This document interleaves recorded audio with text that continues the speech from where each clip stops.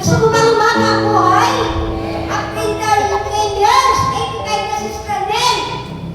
Naway, ganito pa rin. Hinihiling ko yun. Tunay na po. Handa akong sumunod sa iyo, Ama. Patuloy mo lang akong bigyan ng kalakasan at kagalingan at pagdating ng 10 years, pag-renewal ulit, nandito pa rin tayong lahat. Walang bawas, walang kulang, dahil si Ama ang nagbibigay sa akin ng buhay. Amen? Wala. Okay, handa na ba kayo makinig? Sa unang, basic talaga ito. Panimali, sister. Yan, nagkakagalaw ko. Kasi hindi ko makita talaga yung program na ginawa ko. Ako dati malalaki.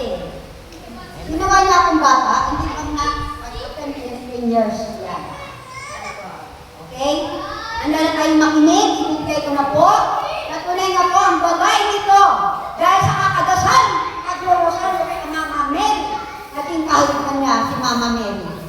Tunay nga po na talagang may mga siyak talaga sa camera. Nakahawig na niya si Mama Mary. Natunay nga po na sabi natin pinagkakalooban talaga ng ating Panginoon ng ganong kalakas. Dahil minsan, 2 rosary tayo rito, no? Hindi kaya ni Sister Leon magkasagot lang.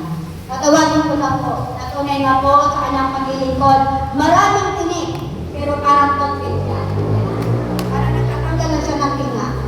Hindi niya sinasabuhay ang mga problema. Kaya nga, ang lahat ng mga problema, naalis na. Amen? Gumawa ba ng umalo? Okay. Basic Mariology. Visionary Prophecy. Tama ba?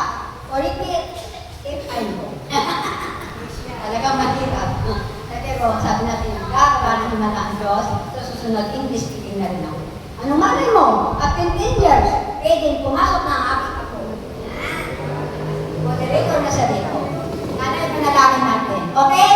Patawagin ko na po ang Ima sa Bagong Jerusalem. Walang iba. Venus